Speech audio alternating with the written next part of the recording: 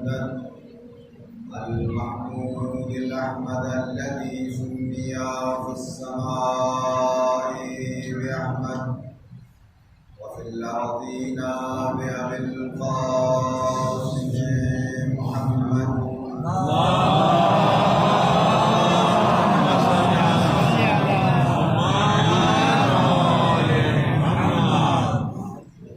والصلاة والسلام على عترته الطيبين الطاهرين المعصومين المظلومين ولعنة الله على أعدائهم أجمعين من الآن إلى قيام يوم الدين. أما بعد فقد قال الله الحكيم في كتابه الكريم: بسم الله الرحمن الرحيم. ومن يرد الله أن يهديه يشرح صدره للإسلام ومن يرد أن يضله يجعل صدره ضيقا حرجا كما يصعد في السماء كذلك يجعل الله الرجس على الذين لا يؤمنون. صلوات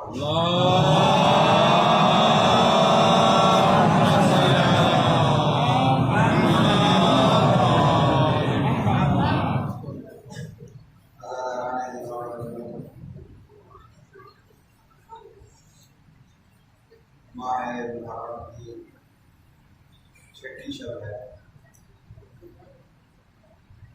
دستور کچھ احکام مسلمان لوگوں کے لیے شریعت مقدسہ اسلام میں اس طرح سے کل بیان ہوئے کچھ چیزیں جنہیں نجس قرار دے دیا.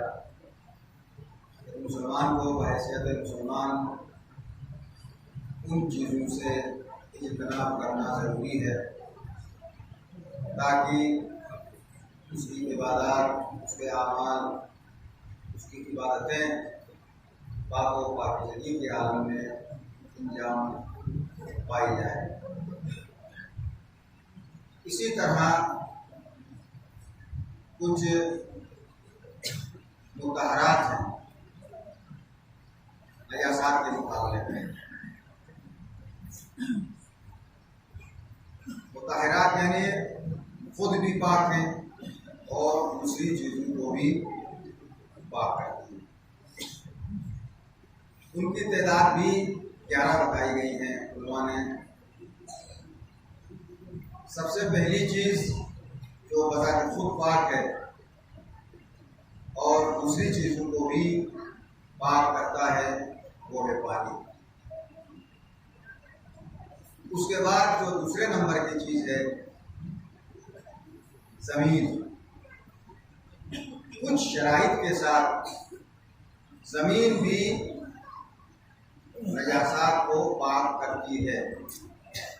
مثلا زمین پہ چلتے ہوئے کوئی نجس چیز پاؤں میں لگ جائے، عصا کے نیچے والے حصے میں لگ جائے، جو انسان بعض اوقات عصا لے کر چلتا ہے، تو ایک شرط یہی ہے کہ وہ چیز زمین سے لگی ہو اور زمین پر چلنے سے وہ نجاست ظاہر ہو جائے تو انسان کا پاؤں کا تلوا، جانوروں کے کھر اور عصا کا نچلے والا حصہ، یہ ساری چیزیں خود بخود پاک ہو جاتی ہیں.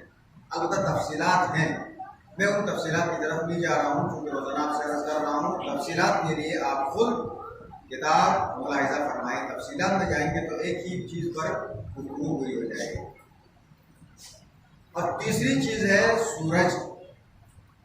سورج بھی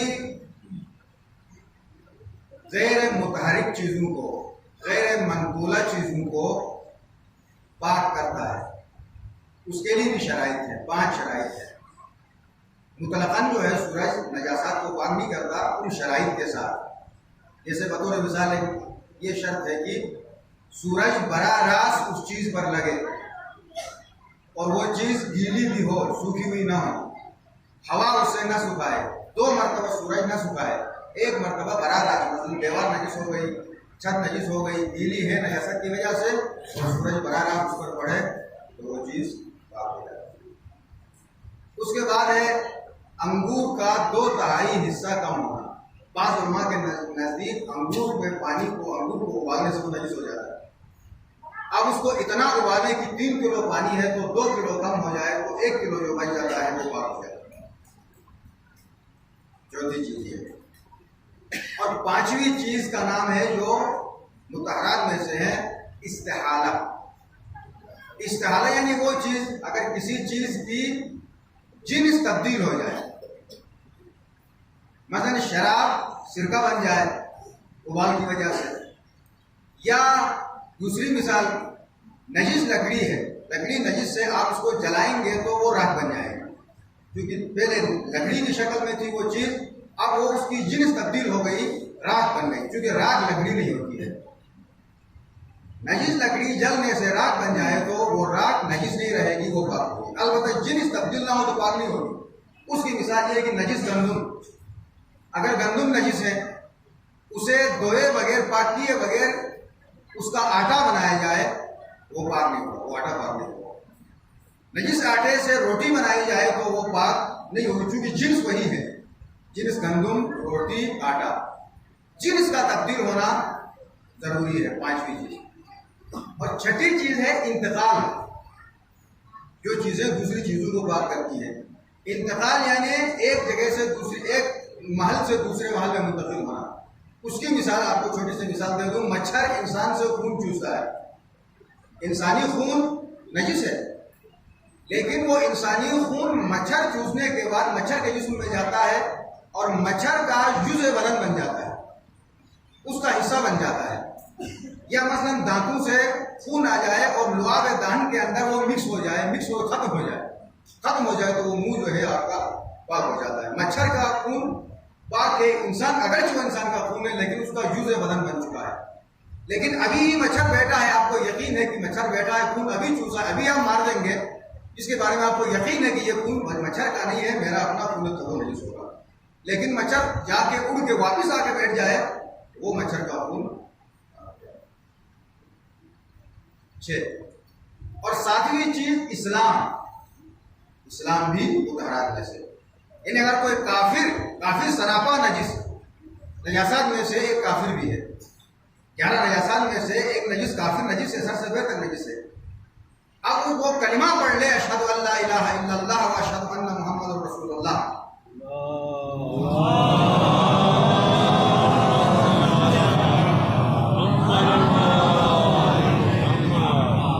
کافر نے کلمہ پڑھا، اب اس کافر کو غسل کرنے کی ضرورت نہیں ہے، وہ پاک ہو گیا، اس کو کپڑے دھونے کی ضرورت نہیں ہے، اگر احتیاطاً دھو لے نہائے تو اچھی بات، لیکن کلمہ کا پڑھنا اس کے وجود کو پاک کر دیتا ہے۔ خود کلمہ کے اندر یہ تاثیر ہے کہ سراپا جو نجس ہے وہ سراپا پاک و پاکیزہ ہو جاتا ہے، اسلام۔ اس کے بعد ایک چیز کا نام ہے طبیعیت۔ طبیعیت یہ ہے کہ ایک چیز کے پاک ہونے سے دوسری چیز خود بخود پاک ہو جائے۔ اس کی مثال یہ ہے کہ آپ نجس لباس کو دھوتے ہیں، دھوتے وقت آپ کا ہاتھ بھی نجس ہو جاتا ہے کیونکہ پہلی مرتبہ پانی ڈالتے ہیں، اس لباس کے پاک کرنے کے ساتھ ساتھ ہاتھ پاک ہو جاتا ہے۔ میت کو جس تختے پر لٹا کر غسل دیا جاتا ہے، ابتدا میں آپ میت کا جسم بھی نجس، تختہ بھی نجس، جیسے میت کا جسم پاک ہوتا ہے اس کے ساتھ ساتھ تختے کو الگ سے دھونے کی ضرورت نہیں ہے، وہ تختہ خود بخود پاک ہو جاتا ہے۔ یہ ہے مطہرات۔ اچھا، اس کے بعد ایک چیز ہے عین نجاست کا دور ہونا۔ مثلا جانور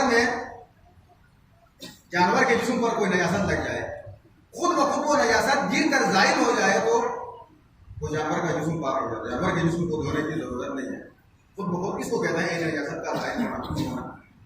نجاست کھانے والے حیوان کا استبرا کرنا، کیا 10ویں چیز، جیسے کل عرض کیا تھا کہ نجاست کھانے والے جانور کا پسینہ نجس ہے، اس سے اجتناب کرنا ہوگا، اس کا استبرا کریں گے تو وہ بھی مطہرات میں۔ مثلا اونٹ کو 40 دن، گائے کو 30 دن روکنا پڑے گا، بکری کو 7 دن یا 5 دن، مرغی کو 3 دن روکنا پڑے گا، اس سے پاک غذا کھلائی جائے گی تو وہ نجاست کھانے کی عادت جو ہے بھول جاتی ہے، بھولنے کے بعد پھر اس جانور کا پسینہ پاک ہو جاتا ہے اور خود وہ جانور بھی جو ہے پاک و پاکیزہ ہو جاتا ہے۔ اور آخری چیز جو ہے مسلمان کا غائب ہو جانا۔ اگر کوئی مسلمان غائب ہو جائے تو اس کی جو عام استعمال کی چیزیں ہوتی ہیں وہ بھی کچھ شرائط کے ساتھ، آپ کتاب میں جا کے پڑھیے گا، کچھ شرائط ہیں، ان شرائط کے ساتھ اس مسلمان کی چیزیں آپ کے لیے پاک تصور ہوگی۔ مثلا ایک شرط یہی ہے کہ وہ مسلمان جس لباس کو پہنتا تھا وہ لباس پاک چیزوں میں استعمال کرتا تھا، نماز کے لیے استعمال کرتا تھا۔ اس طرح کی کچھ اور بھی شرائط ہیں، ان شرائط کے ساتھ اس مسلمان جو کہ غائب ہوا ہے، یہاں موجود نہیں ہے، اس کی چیزیں آپ کے سامنے ہیں، اس کی ساری چیزوں کو آپ پاک تصور کریں گے۔ یہ ہیں مطہرات جن کو اللہ تعالیٰ نے خود بذات خود پاک اور دوسری چیزوں کو بھی پاک قرار دینے کا ذریعہ بنایا ہے۔ ایک صلوات پڑھیں محمد و آل محمد۔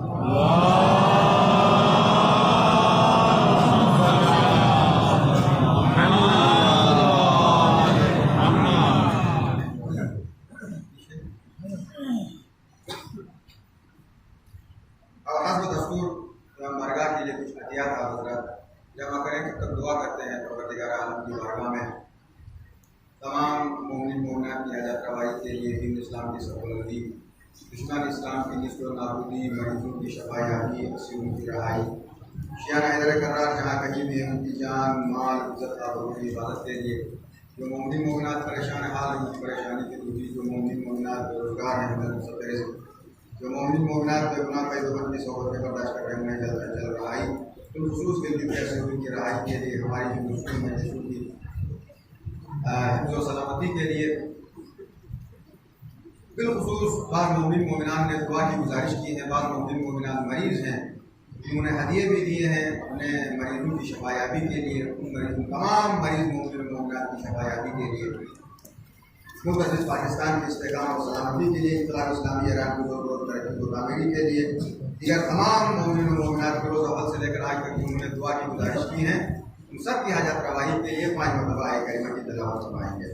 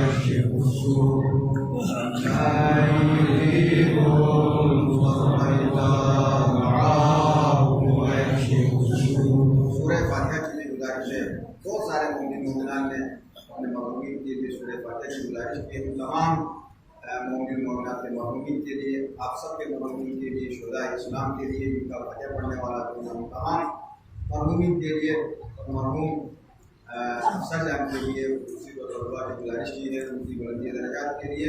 رحم اللہ تعالی الفاتحہ۔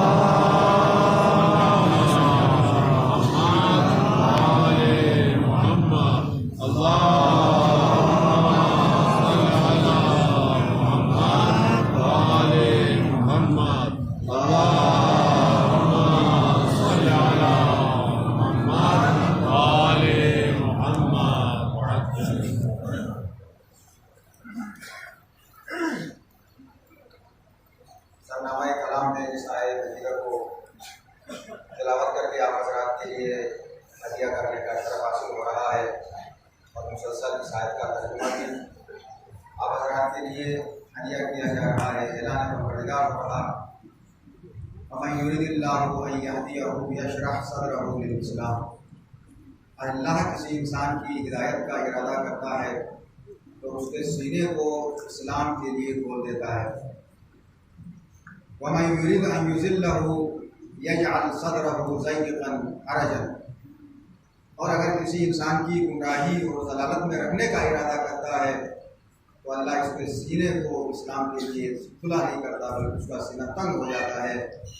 پھر ایسے انسان کو اسلام پر عمل کرنے کے لیے اتنا مشکل ہو جاتا ہے کما یصعد فی السماء، جیسے آسمان پہ چڑھنا ایک انسان کے لیے مشکل ہو جاتا ہے، ویسے ایسے انسان جو اسلام کے لیے اپنی وسعت قلبی کا مظاہرہ نہیں کرتا ہے، اپنے دل کو کھولنے کا مظاہرہ نہیں کرتا ہے، اس کے لیے اسلام کے دیگر احکام پر عمل کرنا اتنا مشکل جتنا اس کو آسمان چڑھنے کے لیے مشکل ہو جاتا ہے۔ کذالک یجعل اللہ الرجس، ایسے انسان کو اللہ رجس پر، اس کے اوپر رجس مسلط کرتا ہے، گندگی اور ناپاکی مسلط کرتا ہے، کیونکہ وہ صاحب ایمان نہیں ہے۔ الذین لا یؤمنون، وہ رجس اور ناپاکی میں اس لیے پڑا رہے گا کیونکہ اس کا ایمان اللہ پر، اللہ کے رسول پر، دیگر مقدسات پر اس کا ایمان مستحکم نہیں ہے۔ اسلام اور امت اسلامیہ کا طرز عمل یہ عنوان گفتگو ہے، چونکہ مسلمان مختلف تہذیبوں کے زیر اثر رہنے کی وجہ سے عرصہ دراز سے اپنے معاشرے میں، اپنے سماج میں کچھ ایسے رسم و رواج پیدا کر چکے ہیں، وہ رسم و رواج بظاہر ان کا اسلام کا حصہ نظر آ رہا ہے، کیونکہ مسلمان ہیں، وقتاً فوقتاً ان رسوم پر، ان رواج پر وہ عمل پیرا ہے، تو ایسا لگ رہا ہے کہ اس اسلامی معاشرے کا وہ چیزیں بھی جزء اسلام بن چکی ہے۔ اسی لیے اسلام کی دو قسمیں بن جاتی، ایک تو وہ اسلام جو اسلام حقیقی ہے، اسلام نام ہے محمدی ہے، اور وہ ایک وہ اسلام ہے جو ہم نے خود بنایا ہے، خود ہم اس پر عمل کرتے ہیں، جو چیز ہمیں پسند آئے اسے ہم نے اسلام سمجھا، اور جس کو ہم نے ناپسند کیا اس کو ہم نے اسلام نہیں سمجھا۔ اس کی بہت ساری مثالیں دی جا سکتی ہیں، انشاءاللہ ایک مثال ابھی آگے آنے والی ہے۔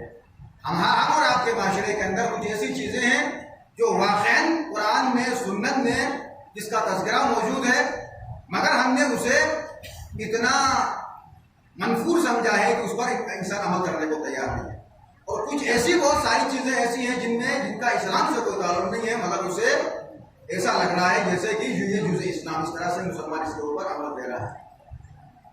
اس کی وجہ یہ ہے کہ امت اسلامیہ دین سے دوری کی وجہ سے، علم سے دوری کی وجہ سے، علم سے دوستی اور محبت نہ ہونے کی وجہ سے مسلمان جب بھی زوال پذیر ہوا ہے وہ جہالت کی وجہ سے ہوا ہے، قرآن سے دوری کی وجہ سے ہوا ہے۔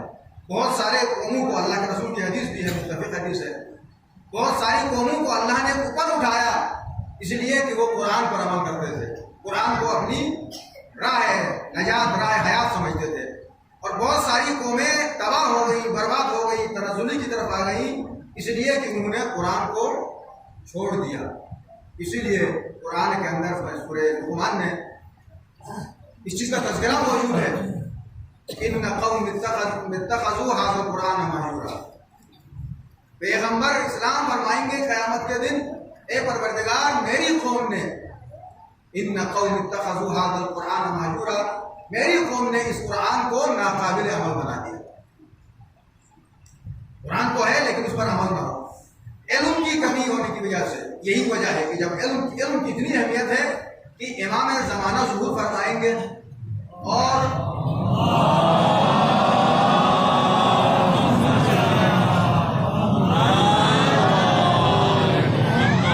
ان کی حکومت ہوگی تو جن حضرات کی عمر 20 سال ہوگی وہ علم دین سے اگر جاہل ہیں تو انہیں قتل کر دیا جائے.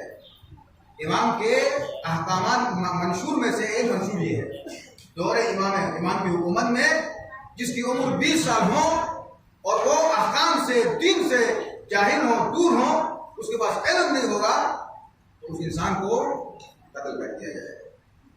انقلاب اسلامی ایران کے بعد امام خمینی بارہا تاکید کرتے تھے، بارہا تاکید کر جتنا ہو سکتا ہے علم کو لوگوں تک پہنچا دو، فقہ اسلامی کو لوگوں تک پہنچا دو. اور امام خمینی فرماتے تھے کہ میں ان لوگوں سے ناراض ہوں جو علماء سے دور رہتے ہیں. میں اپنے نوجوانوں کی قربانی کے جذبے کو سمجھتا ہوں، اس قربانی کے جذبے کے باوجود بھی جو لوگ علماء سے دوری اختیار کرتے ہیں میں ان سے ناراض ہوں. امام خمینی کا جملہ ہے. چونکہ دین کا علم آپ کو ملے گا علماء ہی سے ملے گا. جس علم کا جو ماہر ہوگا وہ علم آپ کو اسی سے مل جائے گا. ہر آدمی عالم کل تو نہیں ہوتا، جس کے پاس جو شعبہ ہے اسی سے. تو امام خمینی فرماتے ہیں کہ آپ علم دین عالم ہی سے حاصل کرو.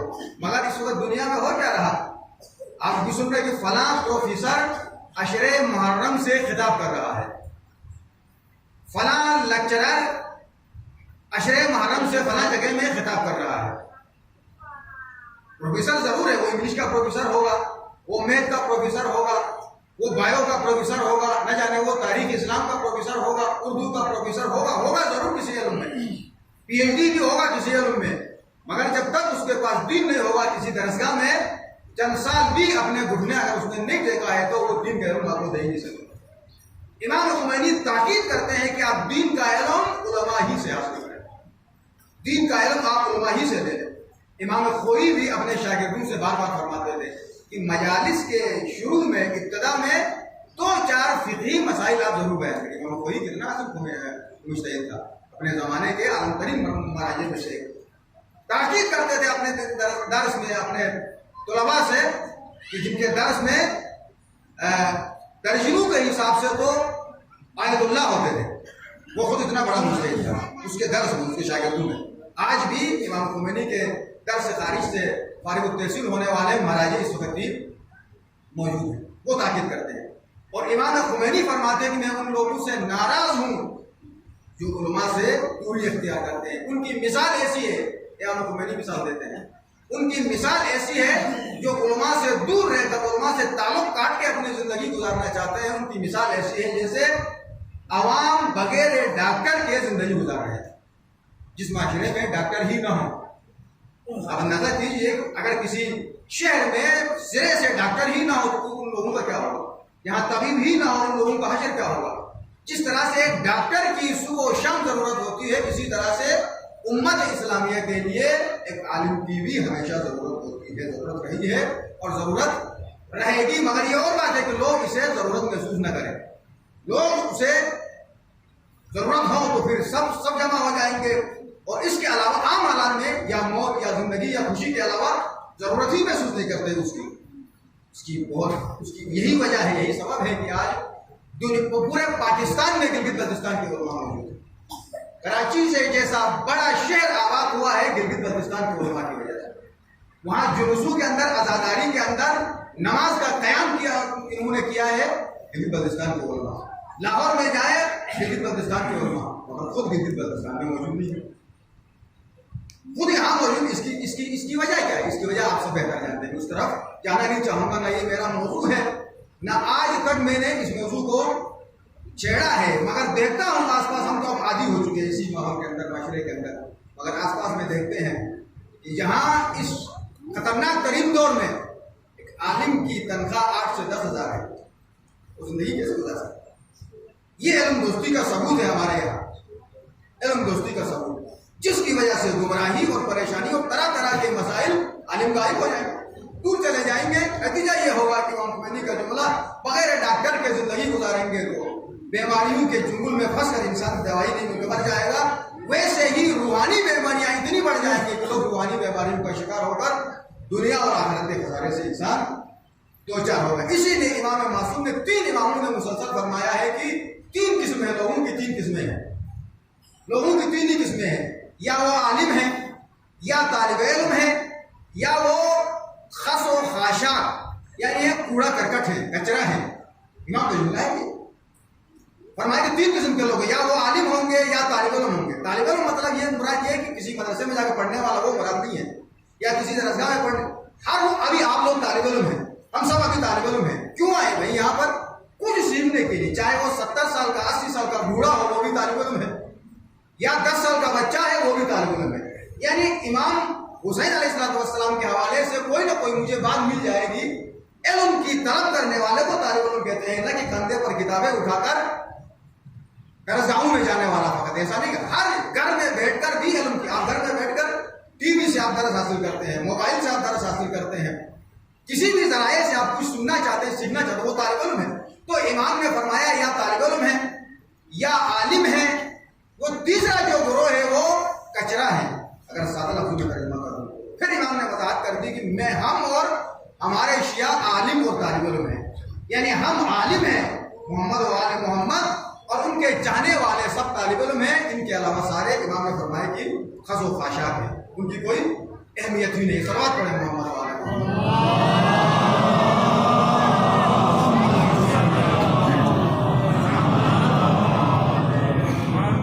اس کے لیے کرنا کیا ہوگا؟ اس علم کے حصول کا ذریعہ کیا ہے؟ علم کے حصول کا ذریعہ خود ائمہ اہل بیت کی ذات ہے۔ ان دین کو سمجھنے کے لیے ان لوگوں کی طرف رجوع کرنا پڑے گا جو دین کو سمجھتے ہیں، جو دین کے استاد ہیں، جو دین کے معلم ہیں، وہ ہیں ائمہ اہل بیت۔ ان کی سیرت ہمارے لیے مشعل راہ ہے۔ امام سجاد ایک حدیث بھی ہے، دیکھیں ہم مانتے تو زبان سے سب مانتے ہیں، ہم 12 کے 12 کو مانتے ہیں، 14 کو مانتے ہیں، الحمدللہ اچھا عقیدہ ہے، مگر عملی میدان میں بھی یہ ماننا ضروری ہے، صرف زبانی اور لفظی نہیں۔ امام نے فرمایا کہ اِنَّ أَبْغَضَ النَّاسِ عِندَ اللَّهِ مَن يَقْتَدِي بِسُنَّةِ إِمَامٍ وَلَا يَقْتَدِي بِأَعْمَالِهِ۔ لوگوں میں منفور ترین انسان، لوگوں میں بدترین انسان وہ ہے جو کسی امام کی سنت کو تو مانے، کسی امام کو تو مانے عقیدتاً، لیکن اس کے اعمال کی پیروی نہ کرے، وہ اللہ کے نزدیک مقبول ترین انسان۔ عجیب و غریب حدیث ہے، اس حدیث کو اپنے ذہنوں میں بٹھائیے گا، جگہ دے دیجیے گا۔ ان ابغض الناس، مبغوض ترین، اللہ کے ہاں منفور ترین انسان، بدترین انسان، عند اللہ، اللہ کے ہاں وہ انسان ہے جو عقیدتاً تو کسی امام کو مانے، بسنت امام، کسی امام کو عقیدتاً مانے، مگر اس کے ولا یقتدی باعمالہ، اس کے اعمال کی پیروی نہ کرے، امام نے جیسا کیا ویسا نہ کرے، تو اللہ کے نزدیک بھی، رسول کی نزدیک بھی، امام کے نزدیک بھی وہ بدترین انسان کہلاتا ہے۔ ہر انسان کو اس بات کی طرف اپنا ذہن مائل کرنا چاہیے کہ میرا عقیدہ تو بہترین ہے، مگر فقط عقیدہ کام نہیں آئے گا، اس کے ساتھ عمل ضروری ہے۔ امام سجاد یہی وہی کل والی بات کہ دین کے معاملے میں آپ یہ نہ دیکھیں کہ کون کیا کہتا ہے، دین کے معاملے میں یہ نہ دیکھیں کہ کون ناراض ہوتا ہے، دینی معاملے میں آپ ایک مجاہد بن کر سامنے آ جائیں۔ امام سجاد خود امام ہے، ایک مرتبہ ایک کنیز کو آزاد کیا رائے خدا میں، اس کے بعد اس کنیز سے امام نے شادی کیا۔ دیکھیں کچھ چیزیں ایسی ہیں جو ہمارا معاشرہ قبول نہیں کرتا ہے، یعنی غریب کی بچی کے ہاں امیر کا رشتہ نہیں آتا ہے، یہ ہمارے یہاں آج بھی ہے، نہ فقط امام کے زمانے کی بات ہے۔ آپ ڈھونڈنے کہیں تلاش کریں، جو امیر ترین لوگ ہیں وہ کسی مزدور کے گھر میں رشتہ لے کر کہیں آتا ہے، کوئی شاید تک آپ نے دیکھا؟ میں نے نہیں دیکھا، میں نے اپنی عمر میں نہیں دیکھا۔ ایک آدمی مزدور ہے اور ایک آدمی کروڑپتی ہے، ارب پتی ہے، جس کا بنگلہ ہے، گاڑی ہے، بینک بیلنس ہے، سب کچھ ہے، کبھی اس نے اس مزدور کے گھر میں جا کر اپنے بچے کے لیے رشتہ نہیں مانگا ہے، نہیں مانگا ہے نا، اس کو آر سمجھتے ہیں، اس کو برا سمجھتے ہیں، چاہے وہ بچی کتنی ہی نیکی کیوں نہ ہو، وہ بچی کتنی پرہیزگار ہی کیوں نہ ہو، وہ بچی کتنی دیندار ہی کیوں نہ ہو، اسی طرح سے امیر باپ اپنی بچی کو کسی غریب کے رشتے میں دیتا ہی نہیں ہے۔ یہ ہم اور آپ کا معاشرہ ہے۔ اسلام اور امت اسلامیہ کا طرز عمل موضوع یہ ہے۔ اب ظاہر موضوع یہ ہے تو موضوع کو تو بات کرنی پڑے گی، یہ موضوع کے تقاضے ہیں جن کو پورا کرنا ضروری ہے۔ نہ امیر باپ جتنا ہی نیک پرہیزگار غریب باپ کا بچہ ہو اس کو اپنی بچی کا رشتہ نہیں دے گا، بالکل نہیں دے گا۔ یہ ہمارا معاشرہ ہے، ہمارا ماحول ہے، ہمارا اسلام بن چکا ہے، یہ ہمارا عقیدہ بن چکا ہے۔ اور کتنا جو امیر باپ کا بچہ غریب باپ کی بیٹی جتنی بھی وہ دیندار ہو اس کا رشتہ مانگنے اس کے گھر میں کوئی نہیں لے گا۔ غریب جرات ہی نہیں کرتا رشتہ مانگنے کے لیے، امیر کے پاس جانے کے لیے، بڑے آدمی کے پاس جانے کے لیے، اور امیر نظروں میں ہی نہیں لاتا، اس کے پاس جاتا ہی نہیں۔ نتیجہ یہ ہوتا ہے اسی طرح کا کوئی آدمی مل جائے تو شادی ہو گئی، نہیں تو پھر جہیز نہ ہونے کی وجہ سے اس کی بیٹی کا رشتہ کوئی لینے کو تیار ہی نہیں ہے۔ یہ بڑی لعنت ہے اسلام کے اندر، جس کا تذکرہ کل بھی ہوا۔ دے دے بیٹی کو دینے میں کوئی پابندی نہیں، اسلام نے کبھی بھی قید نہیں لگایا ہے۔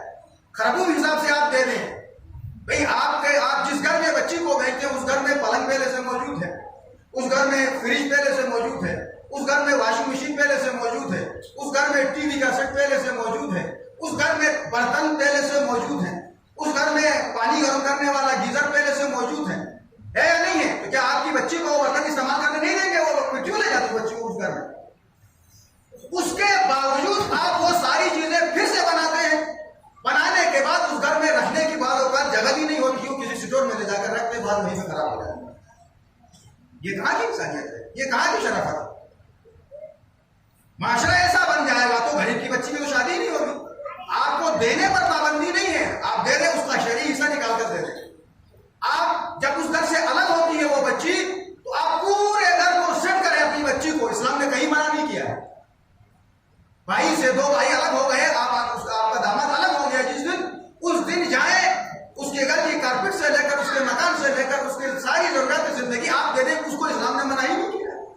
آپ نے اپنی بیٹی کی مدد کی ہے چونکہ آپ کا داماد ہے، آپ کی بیٹی ہے، لیکن یہ جہیز کی شکل میں کیوں؟ جس کی وجہ یہ ہے کہ دوسروں کی بچیوں کی شادی نہ ہونے پائے، جس کے مجرم وہ لوگ قرار پائیں گے جو اس رواج کو عام کریں گے۔ جب تک اس کے لیے دوسرے کا ساتھ نہیں دیں گے، امیر غریب کا ساتھ نہیں دے گا، اس وقت تک یہ لعنت معاشرے سے ختم ہو نہیں سکتی ہے۔ میں خود بھی ختم نہیں کر سکتا ہوں۔ آپ مجھے کل کہ میں بچی کی شادی کروں گا، میں سب کچھ دے کے بھیج دوں گا، بالکل میں اس کو بھیج دوں گا، اس لیے کہ معاشرے میں اکیلا آدمی میری بات سننے والا، نہ میرا بھائی میری بات سنے گا، نہ میرا رشتہ میری بات سنے گا، نہ میری گھر والا، تم اکیلے آدمی نہیں کر ہی نہیں سکتا ہوں۔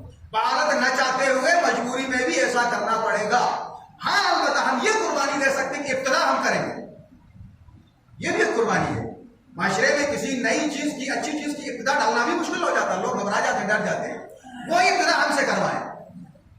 لیکن ایسا نہیں ہے کہ کل کو یہ کہے کہ زندگی بھر اس بات پر درس دیتے ہوئے خود دیکھو کیا کیا، وہ مجبوری ہو جائے گی، وہ وہاں پر کوئی میری جگہ میں کوئی بھی ہوگا وہ بھی نہیں کر پائے گا۔ لہٰذا یہ وہ چیزیں ہیں معاشرے کے اندر کہ خدا کے لیے کام کریں گے تو ٹھیک، ورنہ تو مشکل ہو جائے۔ ایک سوال پڑھے محمد والے۔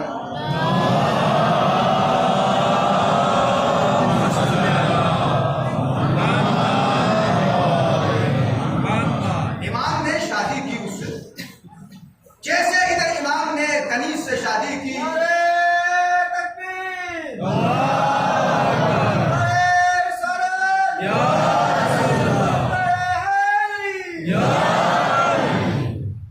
امام نے کنیز سے شادی کے ہنگامہ ہو گیا۔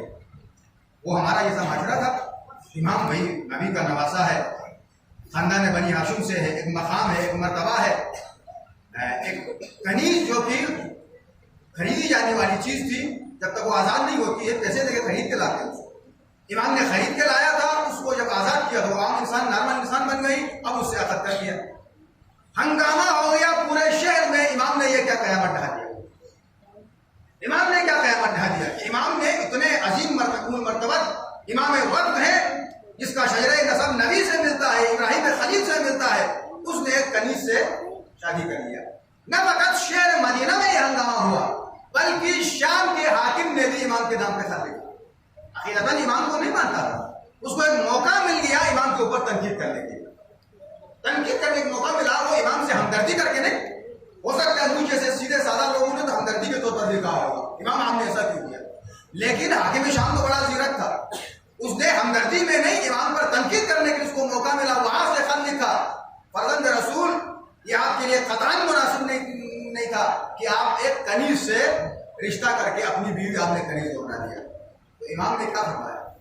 امام نے فرمایا کہ دین کے معاملے میں جس چیز کو میرے خدا نے مجھے اجازت دی ہے, میرے نبی نے مجھے اجازت دی ہے, اس کے معاملے میں مجھے دنیا والوں کی مذمت اور دوسری چیزیں مجھے اس کی کوئی پرواہ ہی نہیں ہے. اور ایک مثال بھی دے دیا, بھائی خدا مجھے رکاوٹ نہیں کرتا ہے, رسول میرے لیے رکاوٹ نہیں بن رہا ہے, میں تمہارے کہنے سے مرنے کو رکاوٹ ہی نہیں ہے, تم جو بھی کہو میں نے جو کیا وہ صحیح کیا. اور پھر مثال دے دی کہ خود میرے نبی نے اپنے غلام کی بیوی سے شادی کی ہے. سورہ مبارکہ احزاب میں آپ جا کے دیکھیں, زید ابن حارثہ نامی ایک شخص جو کہ غلام تھا پیغمبر کے ہی خاندان کی ایک بچی کی اس کی شادی ہو گئی تھی. وہاں بھی یہی ہوا کہ دونوں کا رشتہ برابر نہیں ہوا. یہ خاندان رسالت کی بچی ہے, حفیظہ بہن ہے پیغمبر کی زینب, اور وہ غلام ہے, ان کا رشتہ ہوگا, دونوں کی بنی نہیں, نتیجہ یہ ہوگا کہ طلاق ہو گئی. اب جب اس نے طلاق کیا اس غلام نے, تو اسی کے ساتھ پیغمبر اسلام نے شادی کر دیا. وہاں بھی یہ مسئلہ کھڑا ہو گیا. تو چھٹے امام نے پیغمبر اسلام کا حوالہ دے دیا. جب میرے نانا نے پیغمبر اسلام نے خاتم النبیین نے ایک غلام سے طلاق یافتہ عورت سے شادی کر سکتا ہے, تو میں ایک کنیز سے شادی کیوں نہیں کر سکتا؟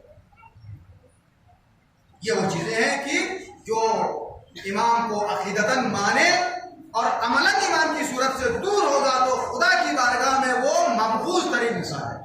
وہ خدا والا نہیں ہو سکتا ہے, وہ رسول والا نہیں ہو سکتا ہے, وہ امام والا نہیں ہو سکتا ہے. یہ وہ چیزیں.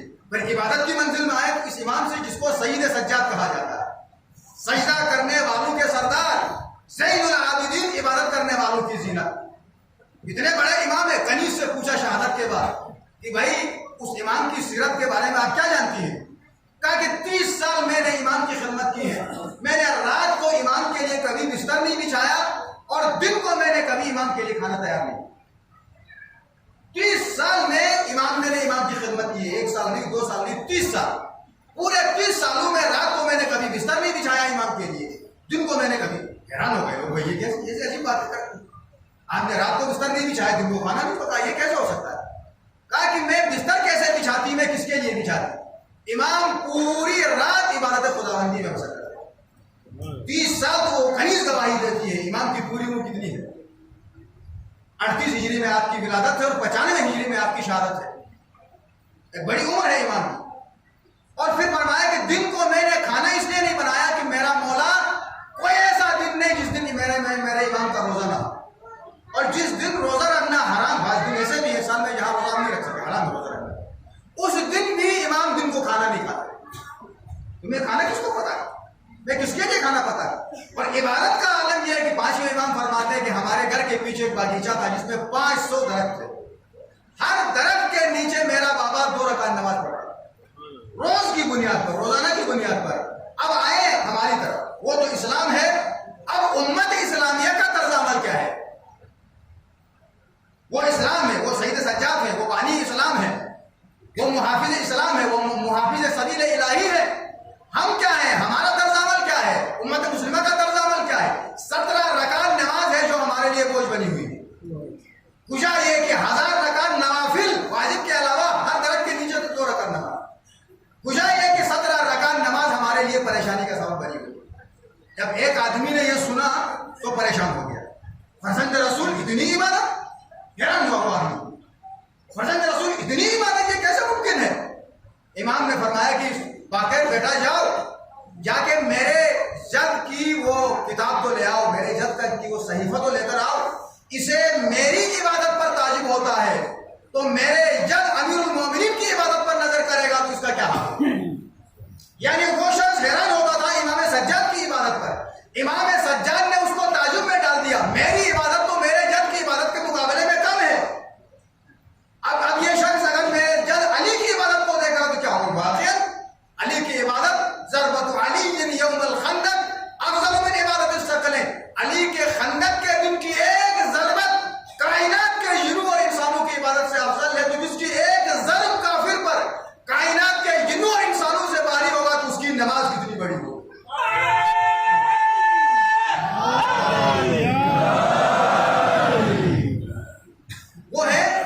اسلام کے بانی، وہ ہے حقیقت اسلام پر عمل کرنے والے، وہ ہے محافظین اسلام. اور ہمیں آج جو ان کے نام لینے والے جہاں طرح طرح کے خرابات معاشرے میں اپنی انا کی خاطر ہم نے اسلامی احکام کو پامال کیا.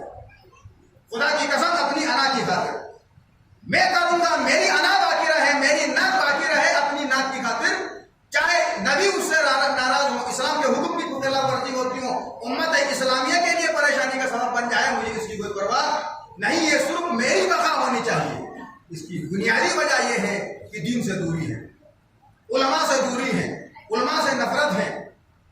میں نے ابھی عرض کیا گلگت بلتستان کے سارے علماء تو کراچی میں ہیں.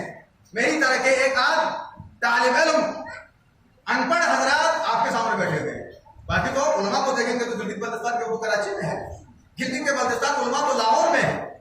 اب کیوں نہیں آتے یہاں آپ کے پاس؟ کبھی بھی نہیں آئیں گے، کبھی بھی نہیں آئیں گے. آپ لاکھوں میں اپنی بچی کا جہیز کا خرچہ تو آپ کر سکتے ہیں، 15 20 لاکھ 30 لاکھ آپ بچی کا جہیز خرچہ کریں گے، نکاح ہوگا تو اس کو مولانا صاحب کے لیے لفافے کے اندر 1000 روپے کا نوٹ ہوگا. کیوں آئیں گے آپ کے پاس؟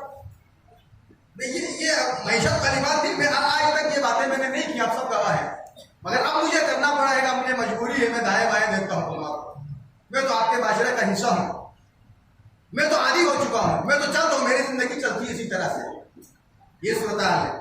مرحوم کی 3 دن 7 دن تک خدمت کرنے کے بعد، دعا مجلسیں پڑھنے کے بعد مرحوم کا ایک جوڑا کپڑا مولانا صاحب کے لیے مل رہا ہے. زندگی میں دے دیتا وہ کپڑے کا جوڑا عالم کے لیے، تمہارے ثواب زیادہ تھا.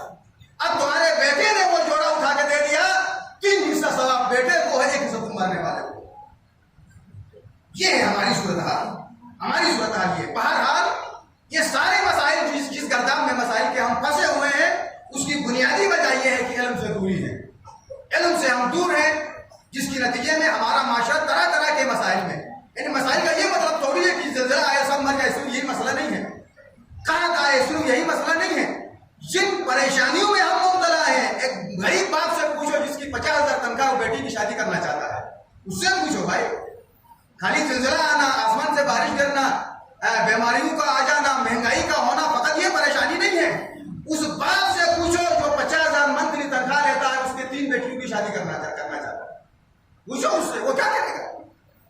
وہ کرے گا کیا؟ یہاں تو الحمدللہ پھر بھی شہروں میں تو خودکشیاں ہو رہی ہیں، بچوں کو پہلے ذبح کرتے ہیں، بعد میں خودکشی کرتے ہیں، معیشت کی کمزوری کی وجہ سے، معیشت کی پریشانی کی وجہ سے. یہ نوبت کہیں خدا نہ خواستہ یہاں بھی نہ آنے پائے. پہلے بچے ذبح کرتے ہیں، روٹی نہیں ہے بچے روٹی مانگتے ہیں، بیٹی گھر میں پڑی ہوئی، شادی نہیں، شادی کا جہیز کا سامان نہیں ہے، تو وہ کیا کرتے ہیں؟ بار بار باپ کو بیچ میں ڈال دیں. ہر گھر میں یہی ہوتا ہے. گھر میں ذرا پریشانی ہوئی تو سارے مل کر باپ کو ہی نرگے میں ڈال دیتے ہیں. بچی بھی بولتی ہے، بچہ بھی بولتا ہے، بیوی بھی بولتی ہے اللہ یہاں سے لانا ہے. انہیں کیا پتا یہ کیا کرے گا؟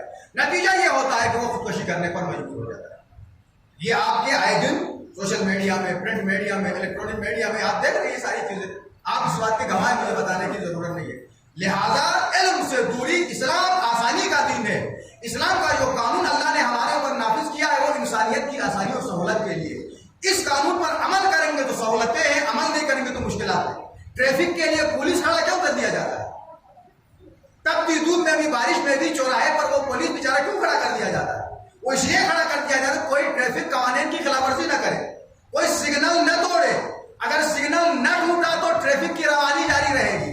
جس دفعہ ایک آدمی نے سگنل توڑ دیا، سارے لوگ ٹریفک کے گردان میں پھنس جائے.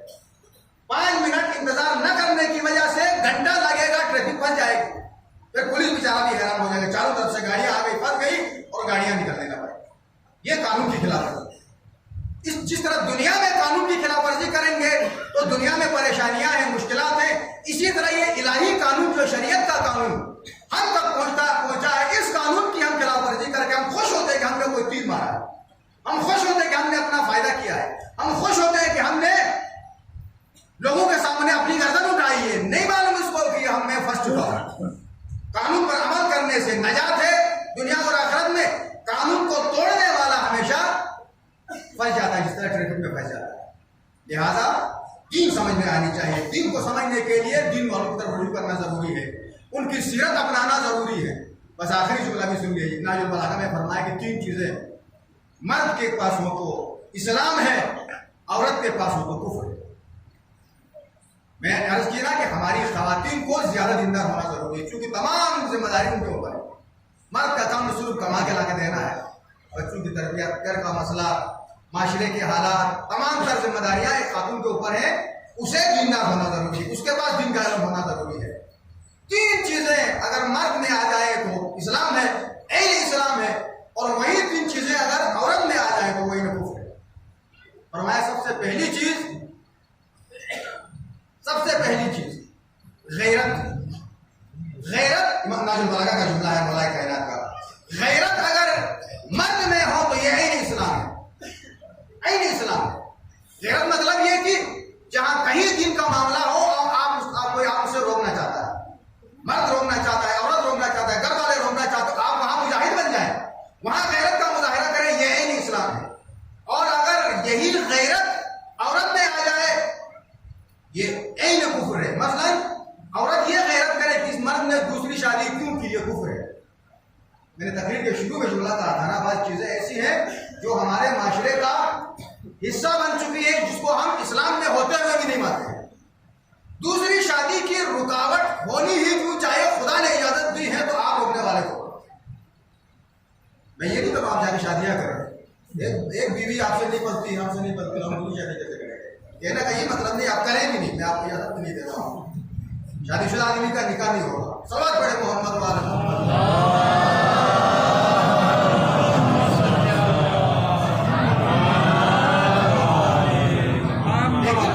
بات تو سمجھانی ہے نا، جو ہمارا معاشرہ جو بن چکا ہے وہ معاشرہ امت اسلامیہ کا جو رد عمل ہے، جو کردار ہے، وہ تو سمجھانا ہے۔ اللہ نے فرمایا کہ فَانكِحُوا مَا طَابَ لَكُم مِّنَ النِّسَاءِ مَثْنَىٰ وَثُلَاثَ وَرُبَاعَ، 1 2 3 4۔ آپ عدد کو جمع نہ کریں پھر تو 9 بن جائیں گے، کسی نے لکھنؤ بنا دیا، 1 اور 2 اور 3 اور 4 کو جمع کریں گے تو بہت زیادہ ہے، وہ نہیں ہے۔ 1 2 3 4 تک جب اللہ نے اجازت دے دی، قرآن کی صحیح آیت، نبی نے اجازت دے دی، اگر کوئی بیچارہ معاشرے میں کسی مجبوری کی وجہ سے بھی شادی کرے گا تو سب اس کی جان کو آ جاتے ہیں، سب اس کی جان کو آ جاتے ہیں، گویا ایسا اس نے اسلام کے قانون کو توڑا ہے۔ یہ زیادہ تر یہ عورتیں ایسا کریں گے۔ عورت میں اگر یہ غیرت آ جائے تو یہ کفر ہے۔ مرد میں یہی غیرت اچھا ہے، عورت چاہتی ہے کہ میرا شوہر میرا ہی رہے، دوسری شادی نہ کرے، یہ کفر ہے اس کے لیے، یہ جملہ کہنا کفر ہے۔ مرد یہ کہے کہ میری بیوی میری ہی رہے، کسی اور کی نہ رہے، یہ عین اسلام ہے۔ عورت کو اجازت نہیں ہے دوسرا نکاح کرنے کا۔ مرد یہ کہے کہ میری بیوی میری ہی نہ رہے، کسی نامحرم کی نظر اس پر نہ پڑنے پائے، اس کی نظر نامحرم پر نہ پڑنے پائے، یہ غیرت مرد والی عین اسلام ہے۔ اور عورت کہے میرا شوہر میرا ہی رہے، کسی اور کا نہ بن جائے، یہ کفر ہے۔ ناجم طلاق کا جملہ ہے۔ دوسری بات، تفصیلات نہیں بنا پایا، دوسرا 3 جملے کر کے مجلس کام کرنا ہے۔ دوسری بات، پہلی بات تو یہ ہے کہ غیرت، حسن خلق، اخلاق، سخاوت۔ دوسری بات ہے سخاوت، ترتیب سے سخاوت اگر مرد میں آ جائے تو عین اسلام۔ مولا کائنات کا جملہ ہے، دنیا کی تمام تر صفات ایک طرف، سخاوت کی صفت ایک طرف، پھر بھی وزنی ہے، پھر بھی وزنی ہے۔ اب اس صفت کی تفصیل میں جاؤں گا تو وقت لگے گا، نہیں جاؤں گا، ہم نے سنا ہے، بہت سنا ہے۔ جہنم میں جانے والا حتم تائی بھی جہنم میں رہے گا مگر جلے گا نہیں، کافر ہے چونکہ، جلے گا نہیں، جہنم میں رہے گا ضرور مگر جلے گا نہیں۔ کیوں؟ اس لیے کہ مسلمان تو نہیں تھا مگر سخی تھا۔ اس معاملے میں ہم بہت ہی زیادہ کمزور، بہت زیادہ کمزور۔ ہم تو حسین کے مقابلے میں بھی کمزور ہیں، سخی نہیں ہے۔ ہم تو حسین کو دینے کے، ایک دوسرے کو دینے میں سخاوت تو دور کی بات ہے، چندہ جمع کرو کتنے بنتے ہیں، 10,000 بھی نہیں بن جاتے ہیں۔ حسین کے لیے سخاوت یہ ہے۔ حسین کتنا بڑا سخی، حسین 1 درہم مانگنے والے کو 3 دیتے تھے، کبھی بیان کروں گا، 1 مانگنے والے کو 3 دیتے تھے۔ ہم حسین کے بارے میں چندہ میں تو سب سے چھوٹا نوٹ نکال کر ڈھونڈ کو وہ دیتے تھے، سب سے، اگر 10 سے چھوٹا بھی ہوتا تو وہ دیتے ہم، چند 8-10 سال پہلے 5 والا دیتے، وہ زیادہ آتے تھے، اب 10 والے زیادہ آتے ہیں۔ آپ دیکھیں یہاں چندہ موجود ہے حسین کے مقابلے میں، تو ہمیں دوسرے کے لیے کیا سخاوت ہے؟ پوری صفات ایک طرف، صفت سخاوت ایک طرف۔ سخی انسان اگر کبھی غلطی بھی کرے تو اسے معاف کرنے کا حکم ہے۔ سخی کو گریبان مت پکڑو سخی انسان کا، اس لیے کہ اس کے اندر سخاوت ہے۔ چھوڑو، گرفتار کرو گے، جیل میں رہے گا تو لوگ معلوم ہو جائیں گے، آزاد رہے گا تو ایک غلطی کی ہے دن میں ہزاروں کو نیکیاں کرے گا۔ سخی آدمی کی کو پکڑ نہیں کرو، اس کو سزا دینے میں جلدی نہ کرو۔ سخاوت مرد میں آ جائے تو یہ عین اسلام ہے، یہ عین دین ہے.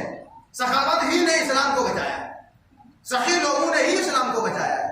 اور یہی اگر صفت عورت میں آ جائے تو یہ کفر ہے. عورت اگر ہمیشہ ہاتھ کھول کر رکھے گی تو طرح طرح کے بدگمان لوگ بدگمانی کرنے کے لیے پیسوں کے بہانے سے مصیبت آ جائے گی. عورت کے لیے اتنی بڑی سخی بن کر عورت کا مرد کا گھر برباد کرنا اس کی اجازت نہیں ہے، اجازت ہی نہیں ہے. وہ کیا سخی بنے گی؟ بنے گی تو اس نے گناہ کیا، شوہر کی اجازت کے بغیر استعمال کیا، اس کے لیے گناہ ہے. دو چیزیں. تیسری چیز اخلاق، اچھا حسن خلق. اچھا اخلاق مرد میں ہو تو عین اسلام ہے. ہر ایک سے مسکرا کے بات کرنا سنت ہے. ہاتھ ملاتے وقت مسکراہٹ مرد کے لیے سنت ہے، یہ عین اسلام ہے. ہر ایک سے مسکراہٹ ہے، ہر ایک کو کھلے دل کے ساتھ ملے، چاہے غریب ہو چاہے امیر ہو. کچھ لوگ یوں کرتے ہیں، اس کو ہم ہاتھ نہیں ملتا. تمہارا ہاتھ کب جائے گا؟ وہ غریب کے ہاتھ سے لگے گا تو کیڑے پڑ جائیں گے اس کے اندر، نہیں پڑیں گے، کبھی بھی نہیں پڑیں گے. پورا ہاتھ ملا، کم سے کم کچھ دے نہیں سکتے، اس غریب کے ہاتھ کو تھوڑا دبا دو، اس کے دل میں خوشی پیدا ہو. بڑے آدمی میرا ہاتھ دبا دیا، یوں کرتے ہیں، دبا دو.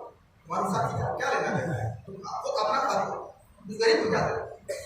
بہرحال اخلاق لینے دینے کا نام اخلاق نہیں ہے. اخلاق انسان کی زبان اور اس کے اعمال میں ہوتا ہے. اچھا اخلاق انسان کے لیے عین مرد کے لیے اسلام. اور یہی اچھا اخلاق اگر عورت میں آ جائے تو مولا کائنات فرماتے ہیں یہ عین کفر ہے، عین کفر ہے. مثلا اس کی مثال تو سورہ احزاب میں موجود ہے. اب میں وہ آیت نہیں پڑھوں گا، مثال دے دوں گا. دروازے میں دستک ہو جائے، گھر میں کوئی مرد نہیں ہے تو ظاہر عورت کو تو جانا ہے نا دروازے میں، پوچھنا ہے بھیا کون ہے. اب وہاں جانے کے بعد اس کو تو پوائنٹ بات کرنے کا حکم دیا اسلام نے، سخت لہجے میں بات کرنے کا حکم دیا. مرد کو سخت لہجے میں بات کرنے کی اجازت نہیں ہے. ہر ایک سے اچھے لہجے میں، خوبصورت لہجے میں، پیار سے، محبت میں، دل کھول کے، چہرہ پھول کی طرف کھلا کر. عورت کو بالکل سخت لہجے میں پوچھے کون، وہ باہر سے جواب دے گا میں فلاں. کیا کام ہے؟ فلاں کو ڈھونڈ رہا ہوں، گھر میں موجود نہیں ہے، بس ختم. اس کے بعد مزید گفتگو کرنے، ہاں جناب کیا حال ہے، آپ خیریت سے ہیں، کب آئے تھے. اس بات کی اجازت عورت کو نہیں ہے. اس سے بلا وجہ سوالات کرنا، مسکرا اگر دل میں کوئی کھوٹ نہ بھی ہو. نیک اور مومنہ عورت بھی ہے، اپنے اخلاق دکھانے کے لیے بھی اس سے پیار محبت دکھانا چاہے گی تو سورہ احزاب کے اندر موجود ہے. کہیں تمہارے اخلاق کی وجہ سے جس کے دل میں مرض ہے اس کے دل وہ تمہاری طرف قریب نہ آنے پائے. جس کے دل میں بیماری ہے، ہر انسان کے دل میں بیماری صاف تو نہیں ہوتا. بیماری سے مراد کینسر والی بیماری نہیں ہے، ہارٹ اٹیک والی بیماری نہیں ہے، شوگر کی بیماری نہیں ہے. دل میں بیماری یعنی جس کے دل میں فساد ہے. وہ فسادی آدمی تمہارے اخلاق کو دیکھ کر کہیں اس کے دل میں لالچ پیدا نہ ہونے پائے. یہ قرآن کا کہنا ہے. تمہارے اچھے اخلاق کو دیکھ کر تمہاری باتوں میں طول دینے کی وجہ سے تم اس کے دل میں تمہارے لیے کہیں لالچ پیدا نہ ہونے پائے. پردے کا بھی یہی حکم ہے اور حسن اخلاق نہ دکھانے کا بھی اسلام میں یہی حکم ہے. تو انسان دونوں، سخاوت اس کے لیے اچھا ہے، عورت کے لیے اچھا نہیں ہے. غیرت مرد کے لیے اچھا ہے، اسلامی غیرت عورت کے لیے نہیں ہے. حسن خلق مرد کے لیے اچھا ہے، اخلاق عورت کے لیے اچھا نہیں ہے. آپ تو کربلائی ہیں، دوسروں کے لیے پریشانی ہوگی. شیعہ علی کو کیا پریشانی ہے؟ قدم قدم پر نمونے موجود ہیں. قدم قدم پر ہمارے مردوں کے لیے مرد نمونے، عملی نمونے. عورتوں کے لیے عورتیں ایسی اللہ نے پیدا کی، مردوں کے لیے مرد ایسے، بوڑھوں کے لیے بوڑھے ایسے، بچوں کے لیے بچے ایسے. کربلا میں ایک ایک نمونہ سب کے لیے تھا. مردوں کے لیے بھی نمونے، عورتوں کے لیے بھی نمونے، بوڑھوں کے لیے بھی نمونے، بچوں کے لیے بھی نمونے، غلاموں کے لیے بھی نمونے، آزاد کے لیے بھی نمونے، امیر کے لیے بھی، غریب کے لیے. اس 72 کے اندر ہر قسم کے لوگوں کے لیے کنگو موجود تھا، عملی نمونہ موجود تھا. اور جب دل میں اسلام کے لیے جس کا دل کھلا ہوگا نا تو وہ کوفے سے کربلا پہنچ جائے گا. تو ہی شخصیات تو غیر معصومین میں کربلا میں بڑا کردار ہے نا. دو شخصیات، ایک حر، اس کی ماں کو بھی آفرین کی جس نے حر رکھا تھا، کربلا میں آ کر اس نے حریت کا سبق دے دیا. اور ایک حبیب بچپنے میں حسین سے محبت کرتا تھا اور کربلا میں آ کر محبوب حسین بن گئے. سب کو تو حسین صاحب لے کر آیا تھا، حبیب کو لے کر نہیں آیا تھا. کیا وجہ ہے بھائی حبیب کو لے کر کیوں نہیں آیا؟ بچپنے کا ساتھی ہے. حسین آگے آگے، حبیب پیچھے پیچھے چلتے تھے. بچپن میں ایک بڑا واقعہ تھا، کاش میرے پاس وقت ہوتا تو میں وہ واقعہ بیان کرتا. حبیب مرنے کے بعد خدا نے دوبارہ حسین کے لیے زندہ کیا ہے حبیب کو.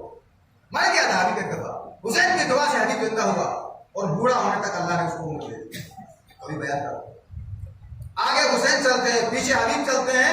جہاں حسین پاؤں رکھتے ہیں حبیب وہاں سے مٹی اٹھا کر آنکھوں پہ مارتے ہیں. یہ سیرت ہے حبیب کی, اور بچپنے سے یہ محبت ہے. اب کربلا میں حسین حبیب کو لے کر نہیں آئے, مگر عاشور سے پہلے حبیب کو بلایا. کیوں بھائی حبیب کو لایا کیوں نہیں, تو بلایا کیوں, کس وجہ سے؟ امام حسین نے حبیب کو اس کے کمال کی وجہ سے بلایا. ایک آدمی کی ضرورت نہیں امام حسین کو, آئے یا نہ آئے کیا فرق پڑتا تھا, مگر کمال ایسا تھا حبیب کے پاس کہ حسین کو خط لکھنا پڑا. اور خط کا مضمون یہ ہے, بسم اللہ الرحمن الرحیم, من الحسین ابن علی الى الرجل الفقیر حبیب ابن مظاہر الاسدی. یہ حسین ابن علی کی طرف سے خط ہے اس مرد فقیہ کے لیے. فقیہ کہتے ہیں مجتہد کو. یہ کمال حبیب کے پاس تھا اور امام حسین نے اس کمال کا نام لکھ کر ایک خط میں دے دیا. یہ علمی کمال دیکھیں, علم انسان کے پاس ہو تو امام خود اسے بلاتے ہیں. جہالت امام سے دور کر دیتی ہے, جہالت امام سے دن بدن دور کر دیتی ہے. علم امام کے خدا کے رسول کے قریب کر دیتا ہے. کوفے میں تھا, علم کی وجہ سے, فقاہت کی وجہ سے, اجتہاد کی وجہ سے امام حسین نے خط لے کے بولا. شہزادی نے کہا فرزند ہے رسول, کیا تمہارا کوئی ہم چاہنے والا نہیں ہے؟ 9 محرم تک تو 30,000 کا لشکر جمع ہو گیا کربلا میں, یہ فلاں کا قافلہ ہے, یہ فلاں کا لشکر ہے, یہ فلاں کا لشکر ہے. پوچھتی ہے بھیا تیرا کوئی چاہنے والا نہیں ہے, تیرا کوئی بھی نہیں آ رہا. کہا بہن آپ نے صحیح یاد دلائے, ایک میرا چاہنے والا ہے, حبیب ہے. حبیب کو خط لکھا. حبیب کھانا کھانے دسترخوان میں بیٹھے تھے, دروازے پہ دستک ہوا. حبیب اٹھ کے دروازے تک آئے. کون؟ انا بریر الحسین, میں حسین کا نامہ بر ہوں. خط حبیب کا حبیب کو ملا. حسین کا خط ہے, فاطمہ کے نور نظر کا خط ہے, علی کے لال کا خط ہے. آنکھوں سے لگایا حبیب نے. حبیب تو وہ ہے جو پاؤں کی مٹی آنکھوں سے لگاتے تھے, آج حسین کا خط آنکھوں سے لگایا. سر پہ رکھا, سینے سے لگایا حبیب کے خط کو, حسین کے خط کو, اور ایک مرتبہ گھر میں آگے خط پڑھا. خط کا مضمون یہ تھا کہ حبیب یہ خط حسین کی طرف سے ہے, حبیب ابن مظاہر کے نام. حبیب ہو سکے تو ہماری مدد کو آ جاؤ, ہم چاروں طرف سے دشمنوں کے نرگے میں گر چکے ہیں. اگر آج آپ نہیں آئیں گے تو پھر ہماری ملاقات قیامت میں ہوگی. ایک یہ حبیب ہیں, اور کچھ ایسے بدبخت بھی تھے جو امام حسین کے پاس کربلا میں آئے تھے. ایک شخص آیا, ڈاکٹر رفیع, ایران کے ایک بہت بڑے خطیب ہیں, بہت بڑے مشہور اور معروف خطیب ہیں ڈاکٹر رفیع, شاید ابھی بھی ہوں, جوان تھے اس وقت. ان کا کہنا یہ تھا, ایک شخص کربلا میں حسینی خیموں کے پاس آیا, اس کا اسلحہ اتار کر اس کو امام کے پاس بھیج دیا, وہ پیغام لے کر آیا. واپس جانے لگے تو امام حسین نے فرمایا بہترین وقت ہے آپ نہ جائیں, بہترین وقت ہے آپ نہ جائیں. وہ شخص نے اپنے آپ کو بچانے کے لیے کہا, ڈاکٹر رفیع کہتے ہیں کہ اپنے آپ کو بچانے کے لیے کہا کہ میں یہ پیغام دے کر واپس آتا ہوں, لیکن بعد میں نہیں آیا. مطلب یہ کہ اس کے اندر ثابت قدمی نہیں تھی. وہ جو امام کی بارگاہ سے بھی چلے گئے لوگ, وہ بھی مسلمان تھے. ایک حبیب ابن مظاہر کوفے سے آ گیا, ایمان ہو اندر, ثابت قدمی ہو. بیوی سے مشورہ کیا, مومنہ بتاؤ کیا کریں. بیوی نے پوچھا کس کا خط ہے؟ حسین کا خط ہے. کیا سوچا آپ نے؟ کہا سوچتا ہوں حالات ٹھیک نہیں ہے کوفے کے, کیا کروں. بس اتنا سننا تھا. خواتین دیکھیں, خواتین عملی نمونہ ہے یہ خواتین, ہماری خواتین کے لیے. فرمایا کہ حبیب تم یہ سوچتے ہو کہ میں جاؤں یا نہ جاؤں. اگر تم نہیں جانا چاہتے ہو تو تم گھر میں رہو, میں فاطمہ کے لال کی مدد کے لیے میں چلی جاؤں, میں چادر سنبھال کے میں چلی جاؤں گی. تو حبیب نے کہا کہ مومنہ میں بھی تمہارے جذبہ ایمان کا امتحان لے رہا تھا, ورنہ کہا کہ میرا حسین مجھے بلائے اور حبیب یہاں گھر میں رہے, کیسے ہو سکتا ہے. آفرین تم نے بھی اپنا اچھا امتحان دے دیا, میں تو تمہارے جذبے کو سارا دیکھنا چاہتا تھا. تیار ہوا, کوفے میں ناکہ بندی ہے, کارفیو کا سما ہے. اپنے غلام سے کہا کہ میرا گھوڑا لے جا کر شہر سے باہر کر لے جاؤ. غلام نے گھوڑا لے کر شہر سے باہر چلا گیا. حبیب چھپ چھپاتے ہوئے اس مقام تک پہنچا. عجیب منظر دیکھا جب وہاں پہنچا. غلام گھوڑے سے باتیں کر رہا تھا, گھوڑے کی آنکھوں سے آنسو جاری تھی. غلام کہہ رہا تھا یہ گھوڑے تو گھبراؤ نہیں, اگر تیرا مالک نہ آیا تو میں تجھ پر سوار ہو کر حسین ابن علی کی مدد کے لیے جاؤں. بس اتنا سننا تھا. ایک مرتبہ حبیب نے آواز دی ہے پروردگار مجھے معلوم ہی نہیں تھا کہ آل محمد پر کتنا مشکل وقت آیا ہے کہ جن کے پریشانی کے سبب جانور بھی آنسو بہاتے ہیں اور غلام بھی مدد کرنے کو جانے کو تیار ہے. بس اتنا سننا تھا. غلام کو واپس بھیجنے کو کہا غلام جائیے میں اب جاؤں گا حسین کی بارگاہ میں. غلام کہتا ہے کہ آقا یہ کیسا انصاف کیا, جب آپ کی خدمت کا وقت تھا تو آپ نے اپنے ساتھ رکھا اور جب فرزند رسول کی خدمت کا وقت ہے تو مجھ سے مجھے الگ کرو گے. کہا آنا چاہتے ہو تو آؤ. دونوں چلے آئے کربلا میں. خوشی کی ایک لہر دوڑ گئی. حسین آواز دیتے عباس جاؤ میرا حبیب آ گیا ہے استقبال کرو. علی اکبر جاؤ میرا حبیب آ گیا ہے. جب خیموں کے باہر ذرا سا شور ہوا شہزادی نے سنا. فضہ سے کہا فضہ جاؤ جا کے ذرا دیکھو یہ خیمے کے باہر شور کیسا ہو رہا. ایک مرتبہ فضہ درے خیمے تک آئی, دیکھا کہ حبیب ابن مظاہر آیا ہے. دوڑ کے اندر گئی, کہا شہزادی مبارک ہو حسین کے بچپنے کا دوست حبیب ابن مظاہر آیا ہے. بس اتنا سننا تھا.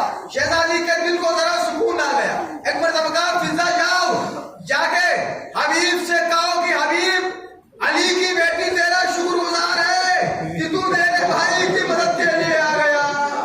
اور کہو حبیب حبیب زینب تمہیں سلام کہہ رہی ہے. ایک مرتبہ فضہ باہر آ گئی, کہا حبیب علی کی بیٹی تیرا شکریہ ادا کر رہی ہے اور تجھے سلام کہہ رہی ہے. بس اتنا سننا تھا. ایک مرتبہ حبیب نے امامہ زمین پر پھینک دیا, مٹی اٹھائی سر پہ رکھا, آواز دی پروردگار آل محمد پر کیسا وقت آیا ہے.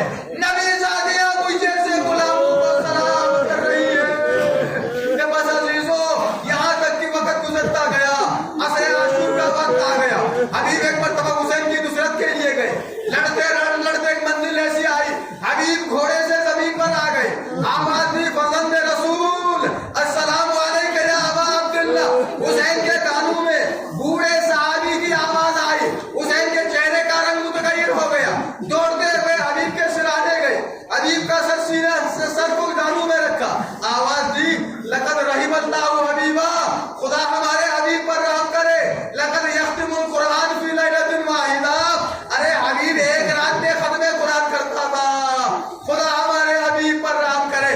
یہ کہہ کر تاریخ کربلا کہتی ہے جب حسین حبیب کے لاشے سے اٹھے ہیں, حبیب کا لاشا چھوڑ کر خیمے کی طرف آئے ہیں, تو حسین لاشوں کو اٹھاتے جاتے تھے. حسین کے چہرے کا رنگ کھلتا جاتا تھا. مگر جب حبیب کے لاشے سے اٹھے ہیں تو حسین کے چہرے پر خستگی کے آثار نمایاں تھے. ایک وہ شہید کہ حسین کے چہرے پر تھکاوٹ کے آثار. اور جب عباس نے آواز دی ہے تو حسین نے کمر تک ہاتھ رکھا. الان انکسر ظہری, عباس میری کمر ٹوٹ گئی.